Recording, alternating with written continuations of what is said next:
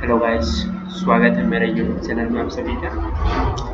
Channel में नए होंगे तो दो चीज़ें मैं आपको बता दूं जो कि आपके लिए जानना बहुत ज़रूरी है।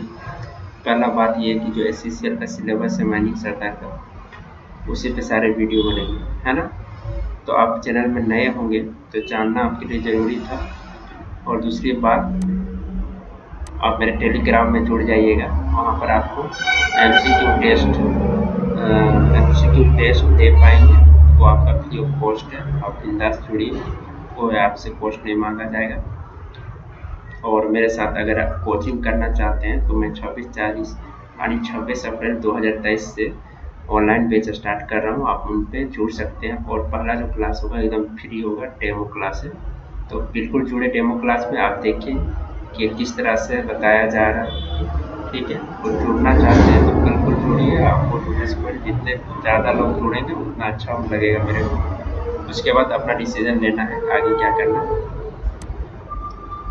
तो जान लीजिए, नए कैंडिडेट जो होंगे, यहाँ से लेकर टिप्पणी यहाँ तक वीडियो कवर कर लिया गया है ना। ये पूरा का पूरा खत्म हो गया। तो यहाँ से अब कवर किया जा रहा है। और ये बीच में मैंने फेंसिंग करा दिया था, काफ़ी लोग कमेंट कर रहे थे फेंसिंग पहले हो जाएगा सर, अच्छा रहेगा। तो ठीक है, हो गया है वो। तो आज जो वीडियो लेंगे ना, इधर से आप ऊपर चढ़ते हुए जाएंगे जब तक यहाँ खत्म नहीं हो जाए, तो फिर नीचे लेंगे ना।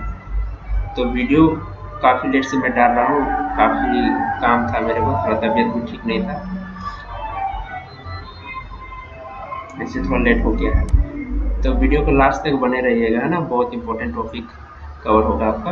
Precaution related to explosive. तो एक्सप्लोसिव हमारा जब कैरी होता है उसके अंतराल क्या प्रिकॉशन लिए जाते हैं, यही है। और शॉर्ट फायरिंग के दौरान क्या प्रिकॉशन लिए जाते हैं, यही है ना। ठीक है, यही है। तो जान लेते हैं आज क्या प्रिकॉशन लेना है और क्या नहीं लेना है।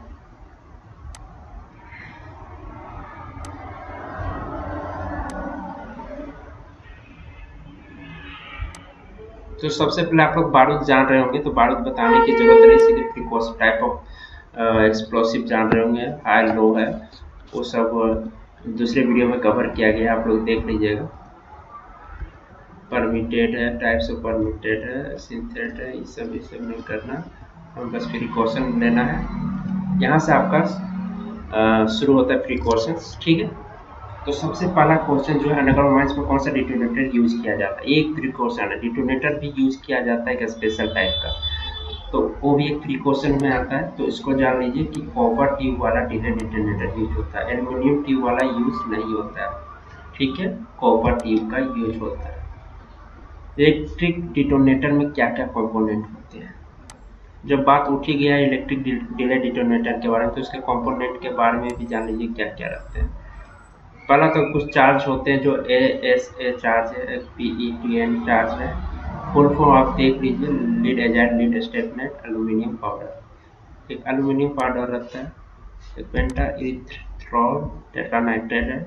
और टैग रहती है जिसमें लिखा रहता है 0, 1, 2, 3, 4। वो नंबर्स बताती है कि कितना सेकेंड का गैप, कितना मिली सेकेंड उसमें टाइम इंटरवल दिया गया। 0 का मतलब होता है कुछ नहीं, 1 का मतलब होता है 25 ms, 2 का 50 ms, इस तरह 25-25 बढ़ते जाता है। तो टेक से हमें पता लग जाती है कि कितना डिले एलिमेंट डाला गया डिटोनेटर में, ठीक है। न्यूट्रन प्लग ऊपर में रहता है, फ्यूज हेड रहता है, जो फ्यूज हेड जलने के बाद ही हमारा आग लगती है, ऐसे फिर PETN, इसी तरह से बारूद में आग लगती है फ्यूज हेड जलने के बाद। तो delay element anti money powder रहती है, रेड क्या है, लिस्ट सिलिकॉन का। और कॉपर ट्यूब है, पूरा को कवर किया हुआ समझ लीजिए खोली है। जिस तरह से तकिया को कवर करने के लिए खोली लगाते हैं, इसी तरह से डिटोनेटर को कवर करने के ऊपर से कॉपर ट्यूब लगाया जाता है।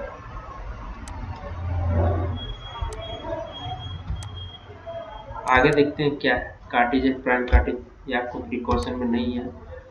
चार्जिंग नहीं, सब नहीं करना है।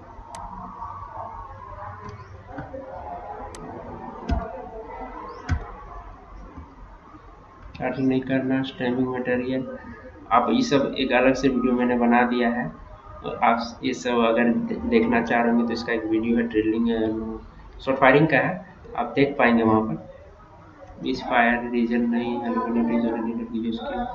हाँ ठीक है, ये आपका प्रिकॉशन में क्वेश्चन उठ सकता है कि एल्यूमिनियम वाला टिप का डिटोनेटर का यूज हम लोग क्यों नहीं करते, तो इसी का कारण नहीं कर सकते। ये है जो कारण नहीं कर सकते, इंसिडिव स्पार्क ये पैदा होने के कारण नहीं कर सकता है। इसका क्या मतलब है, साफ साफ लिखा हुआ हिंदी में, दो धातुओं को आपस में टकराने या रगड़ने से जो स्पार्क प्रोड्यूस होती है उसे ही हम इंसिडिव स्पार्क कहते हैं। दो धातु जब आपस में टकराते हैं कुछ ना कुछ स्पार्क पैदा करती है, तो उसको हम लोग इंसिडिव स्पार्क बोलते हैं। तो अल्युमिनियम आपस में टकराने पर स्पार्क पैदा करती है या कर सकती है, तो क्या होगा उसमें डिटोनेटर में आग लग सकती है, ब्लास्ट हो सकती है, हीट हो जाएगा डिटोनेटर तो ब्लास्ट भी हो सकती है।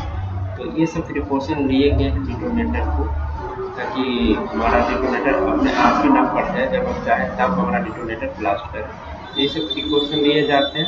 कॉपर ट्यूब यूज करते हैं, कॉपर ट्यूब में कोई ऐसा रोल नहीं है। डिटोनेटर फैक्टर जानने की भी जरूरत नहीं है, अगर जानना चाहते हैं तो शॉर्ट फायरिंग वाला वीडियो देख लीजिएगा। ऑर्डर फैक्टर कट ऑफ नहीं जानना है, रीजन ब्लॉक चार। हाँ ये आपका इम्पोर्टेंट है, देख लेते हैं और कुछ है क्या कंटेनर के बारे में, फिर यहाँ से डिग्री सॉलिड ब्लास्टिंग स्टार्ट करेंगे।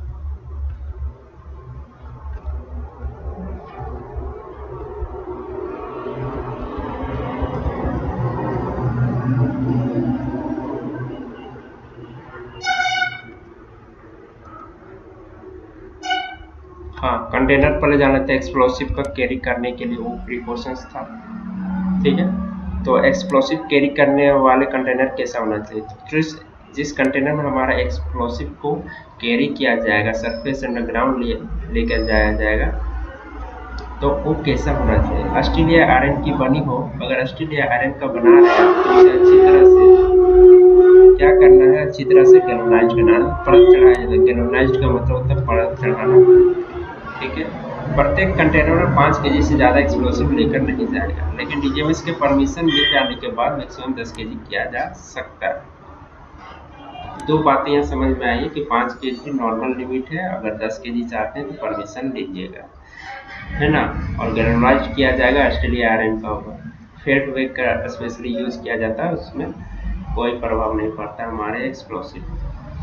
चलिए अब शॉर्ट फायरिंग स्टार्ट करते हैं, उसमें क्या प्रिकॉशन लेना है।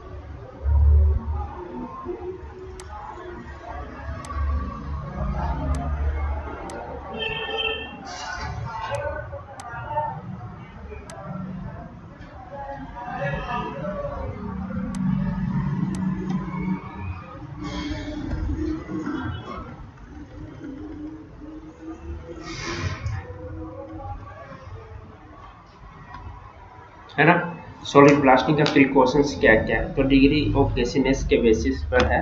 तो डिग्री 1 अगर हमारा रहेगा माइनस, तो उस समय हम लोग शॉर्ट फायरिंग यूज करेंगे, यानी ब्लास्ट करेंगे फेस को, तो उस समय हमारा प्रिकॉशंस जो क्या क्या लिए जाएंगे, ठीक ना।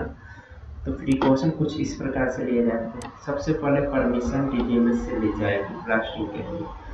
क्यों लिया जाता है, क्योंकि डिले डिटोनेटर के कारण उसमें हमारा परमिशन का जरूरत पड़ता है। डिले डिटोनेटर को यूज़ करने के लिए परमिशन रिक्वायर पड़ती है, इसी कारण हम लोग सॉलिड ब्लास्टिंग में परमिशन लेते हैं, अदरवाइज अगर नहीं यूज करते तो नहीं लेना पड़ता, ठीक ना। दूसरा बात, मैनेजर जो डिजाइन बना के देगा ब्लास्टिंग होल का वही यूज़ करना है, और कोई अदर यूज़ नहीं करेंगे। ये दो प्रिकॉशंस है। और तीसरा है एक्सप्लोसिव जो यूज करेंगे हम लोग ओनली P5 यूज होगा। चौथा देखिए, एक्सप्लोड टाइम इंटरवल बिटवीन पहला और लास्ट डिटोनेटर जो फूटता है, आपका फेस है इतना बड़ा, मान लेते हैं इतना बड़ा फेस है, इसमें होल किया हुआ काफ़ी होल है, फिलहाल हम इतने होल लेते हैं, कितने होल ले लिए, 6 होल। तो पहला डिटोनेटर हमारा यहाँ है, और लास्ट वाला डिटोनेटर मान लेते हैं हमारा यहाँ है ना। इधर से गए दूसरा, तीसरा हो जाए, चौथा हो जाए, पांचवा, छठा, ठीक है। तो ये पहला और लास्ट वाला जो है ना, आप जब टूटता है टूटा उसके बाद ये सब टूटा टूटा टूटा टूटा, ये लास्ट में टूटना, दोनों का टाइम इंटरवल देखेंगे। पहला हमारा 1 सेकंड में टूटा था, दूसरा अगर 5 सेकंड में टूटा है, तो यही दोनों का इंटरवल जो पूछा गया है। तो कितना एक्सीड नहीं करना चाहिए? 150 ms फर्स्ट डिग्री के लिए 150 मिली सेकेंड एक्सीड नहीं करना चाहिए। अगला देखिए, 2 लगातार डिटोनेटर के फटने के बीच का इंटरवल। आपका डिटोनेटर यहाँ पर 6 लगाए हुए थे, 6 बॉल में 6 डिटोनेटर, तो 2 लगातार पूछ रहा है। अगर ये पहला है हमारा तो ये दूसरा हो जाएगा, तो 2 लगातार पूछ रहा है, तो ये दोनों के बीच का हो रहा है। ये दोनों अगर एक्सप्लोड होता है, एक होता है 10 ms में, दूसरा 20 ms में, अगर हो सकता है एक ms में, दूसरा हो रहा है 90 ms में, तो ऐसा कुछ कंडीशन दिया गया है। तो टाइम इंटरवल कितना होना चाहिए? 60 ms से अधिक नहीं होना चाहिए, 60 मिली सेकेंड से अधिक नहीं होना चाहिए। अगला है, 2 होल के बीच का डिस्टेंस 60 सेंटीमीटर से कम नहीं होगा। ये जो होल किया हुआ ना एक दूसरे का, 60 सेंटीमीटर दोनों का डिस्टेंस होना चाहिए, ठीक है। उससे कम नहीं होगा, उससे ज़्यादा कर सकते हैं, अधिक नहीं होगी, सॉरी गाइस, अधिक नहीं होगी, कम कर सकते हैं।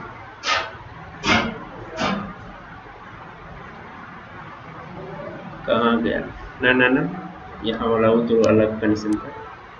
एक बार और माफ़ी चाहता हूँ आप लोगों से।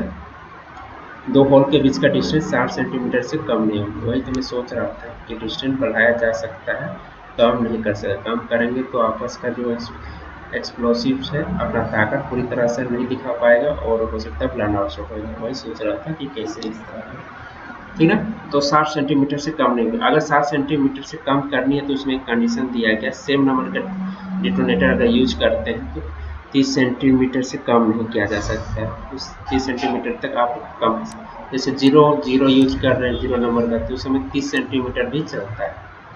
0 1 कर रहे हैं तो 60 सेंटीमीटर सीधे आ जाएगा, ठीक ना। 1 1 रहेगा तो 30 सेंटीमीटर तक, 30 सेंटीमीटर तक कर सकते हैं।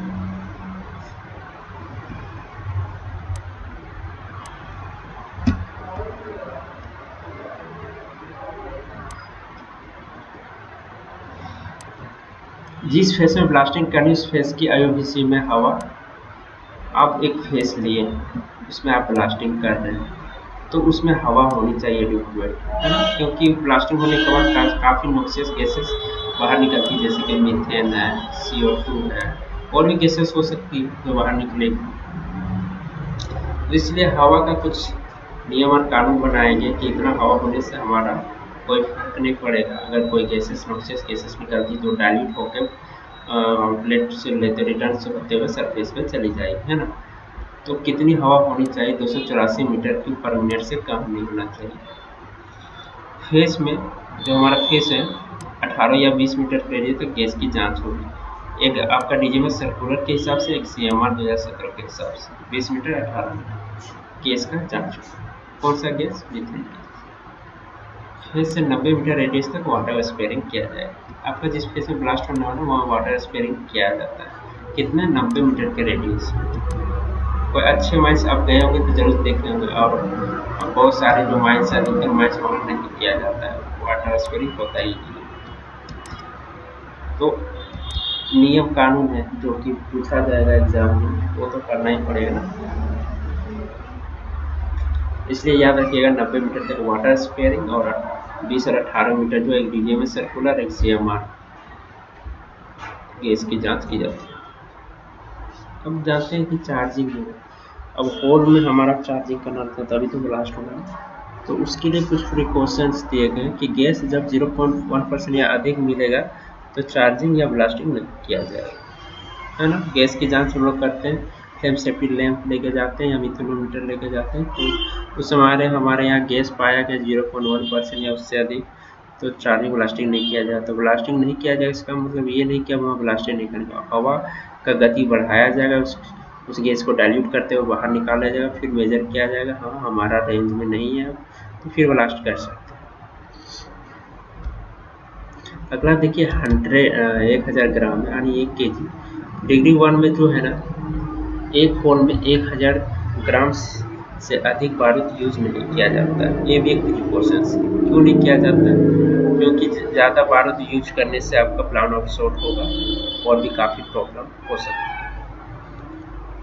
और एक राउंड में 25 से अधिक होल आवाज नहीं की। एक राउंड का मतलब है कि एक बार एक्सप्लोडर में आप बटन दबा दिए तो 25 होल से ज़्यादा आवाज नहीं होना चाहिए। बात समझ गए एक राउंड का मतलब? तो 25 होल तक चलेगा। दूसरा बार भी कर सकते हैं, दूसरा बार आवाज कीजिए, ठीक ना? लेकिन एक राउंड में 25। ये डिग्री 1 का है।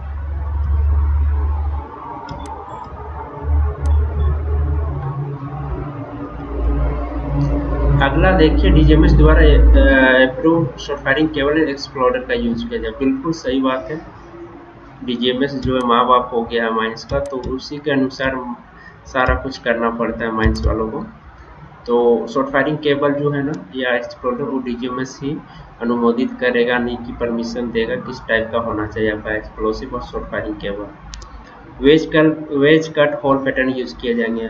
पैटर्न आप जानते हैं, ट्रेलिंग पैटर्न कितने सारे, फैन कट है, वेज कट है, ड्रैग कट है, वन कट है, काफ़ी कट है। तो सिर्फ वेज कट ही यूज किया जाता है सॉलिड ब्लास्टिंग के लिए, है ना। चार्जिंग का काम इनवर्ट इनिशिएशन में होगा। इनवर्ट इनिशिएशन का क्या मतलब है? ये आपका होल है, ठीक है, आपका होल है।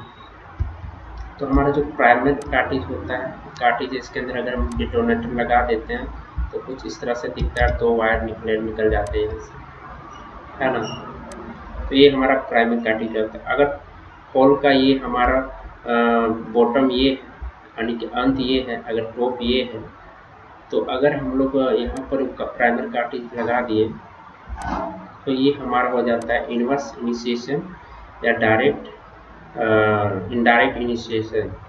तो इसी को बोलते हैं। बॉटम से अगर शुरुआत करते हैं प्राइमरी कार्टिज लगाने के बाद ही हमारा नॉर्मल कार्टिज लगते हुए बाहर की ओर आते हैं, यहाँ स्टेमिंग होता है,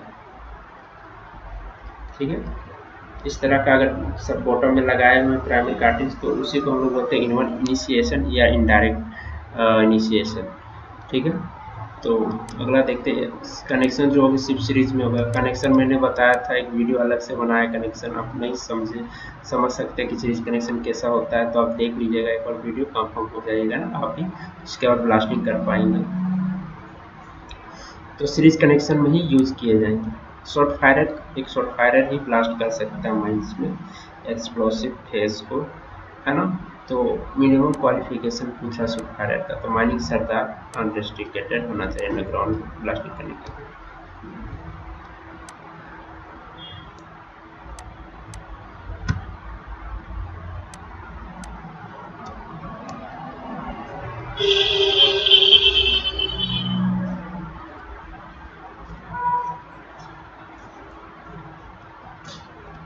सेकेंड डिग्री के लिए कुछ प्रिकॉशंस नहीं दिए गए थे। वो फर्स्ट की तरह ही काम करता है या थर्ड की तरह ले सकते हैं, उसका कोई अभी तक पता नहीं है, लेकिन थर्ड का पता है, थर्ड का जानते हैं। थर्ड डिग्री में लिए गए प्रिकॉशंस के अलावा अन्य जो फर्स्ट डिग्री के हिस्से में जो प्रिकॉशन जितने भी थे उसको तो लेना ही लेना है, उसके अलावा कुछ प्रिकॉशंस हैं जो इस प्रकार है। प्रत्येक ब्लास्टिंग फेस में एक एडवांस बोर होल किया जाए। एक एडवांस बोर होल का क्या मतलब है? आपका ये फेस है, एक नॉर्मल होल अगर हमारा इतना दूरी तक किया गया है ना, इतना दूरी तक, तो एक लंबा सा उससे ज़्यादा, जिसकी लंबाई कितना, 1.5 मीटर से कम है, तो हमारा यहाँ तक नॉर्मल गया। अब यहाँ से हमारा जो एडवांस बोर होल होगा यहाँ होगा, जो कि ये जो डिस्टेंस होगी ये 1.5 मीटर होनी चाहिए, 1.5 मीटर से कम नहीं चलेगी, तो इसी को बोलते हैं एडवांस बोर होल। तो वो थर्ड डिग्री गैसेस में लगाना पड़ता है। क्यों लगाना पड़ता है? क्योंकि गैस जो है थर्ड डिग्री में काफ़ी ज़्यादा हो जाती है। गैस ज़्यादा होने के कारण एक्सप्लोजन का खतरा बढ़ता है, बहुत ही ज़्यादा। तो हम लोग पहले से ही एक प्रिकॉशन लेकर चलते हैं एक्स्ट्रा में, कि हमें आगे का स्ट्रक्चर पता चल जाएगा कितने गैसेस, अगर ज़्यादा गैसेस होंगी तो निकलेगी, है ना, तो फिर ब्लास्टिंग वहाँ रोकेंगे। तो इसलिए एडवांस करते हुए जाते हैं। नॉर्मली जो ब्लास्टिंग होता है ना ग्राउंड में 1.5 मीटर से ज़्यादा का नहीं होता है, 1.2 मीटर 1.3 मीटर, ज़्यादा 1.5 मीटर का एक और फेस एडवांस होता है। तो 1.5 मीटर का एक्स्ट्रा लगा के रखेंगे तो हमारे लिए काफ़ी बेनिफिशियल साबित होता है। नेक्स्ट है फर्स्ट एंड लास्ट डिटोनेटर का फटने का बीच में। फर्स्ट डिग्री में क्या था 150, यहाँ 100 mm है ना। याद करने में काफ़ी इजी है, 150 100, यानी जितना खतरा बढ़ेगा उतना कम किया जाएगा। हवा की मात्रा जो है ना फेस से 3 मीटर के अंदर 300 से 600 मीटर क्यूब पर मिनट से कम नहीं होगी। फर्स्ट में कितना 284 मीटर क्यूब, इसमें 300 से 600 के बीच में होना चाहिए। स्टेमिंग जो किया जाएगा वाटर एंड पूल से किया जाएगा। स्टेमिंग मेटेरियल के 2-3 तरीके होती है। एक तो देखेंगे नॉर्मली सैंड और सॉइल का बनाया जाता है। सॉइल और सैंड एक ही है, मिट्टी का और सॉइल का बनाया जाता है। सैंड मान लीजिए मिट्टी और सैंड, ठीक है, बालू और मिट्टी, तो उससे बनाया जाता है। एक वाटर एम्पूल से भी बनाया जाता है। क्यों? क्योंकि हॉल में जो काफ़ी गैसेस रहेगी आपकी 3rd डिग्री गैसेस में, तो उसको कूल करके रखता है, कूलिंग एजेंट की तरह काम करता है। तो एक एक्स्ट्रा बेनिफिट मिलता है वाटर एम्पूल्स का।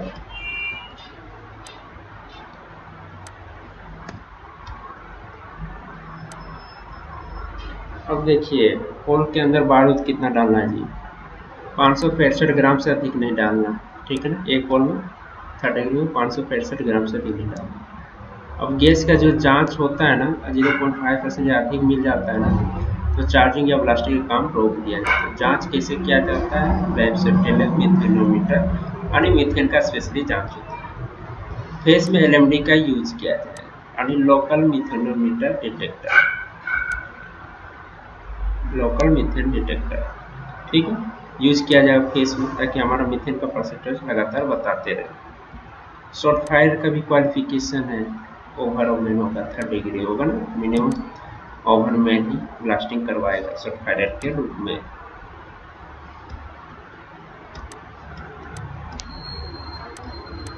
उम्मीद होगा कि आपको इंटरेस्ट आ रहा होगा, मज़ा आ रहा होगा पढ़ने में, काफ़ी अच्छे से मैं समझा पा रहा हूँ। यही मुझे उम्मीद है आप लोगों से। अगर कोई दिक्कत है तो अगर लगता है कि मैं अच्छे से समझा नहीं पा रहा हूँ, कुछ और स्टैंडर्ड को हाई किया जाए, तो आप कमेंट करके जरूर एक बार हमको बता सकते हैं। तो गाइस प्रिकॉशंस जो थे बस इतना ही प्रिकॉशंस है, ये सब एक्स्ट्रा नॉलेज है। अगर ये सब भी नॉलेज आप जानना चाहते हैं तो वीडियो इसका ऑलरेडी अपलोडेड है, जो शॉर्ट फायरिंग के नाम से आपको मिल जाएगा, पूरा का पूरा अच्छे से कवर किया हुआ। तो प्रिकॉशन यही ख़त्म होता है। तो आपका आज का जो टॉपिक ये था ना, इधर ये प्रिकॉशन रिलेटेड एक्सप्लोसिव्स और शॉर्ट फायरिंग, ये आपका कंप्लीट हो गया पूरा का पूरा। उम्मीद होगी आपको अच्छा लगा होगा, और मेरे टेलीग्राम में जल्दी से जल्दी जुड़ना है। और फर्स्ट जो डेमो क्लास है आप लोग ज़रूर अटेंड कीजिए, मुझे काफ़ी अच्छा लगेगा कि आप लोग अटेंड कीजिएगा। उसके बाद तो डेमो के बाद आप लोग ज्वाइन करना चाहते हैं मेरे साथ कर सकते हैं, अगर नहीं है तो कोई दिक्कत नहीं है, लेकिन आपको डेमो क्लास ज़रूर अटेंड करना है, ठीक है। और चैनल को सब्सक्राइब कर लेना, आगे का वीडियो लगातार मिलता रहेगा। और चैनल में बने रहने के लिए आप लोगों का बहुत बहुत धन्यवाद, और मिलते हैं नेक्स्ट वीडियो में जल्द ही। तब तक के लिए जय हिंद, जय भारत।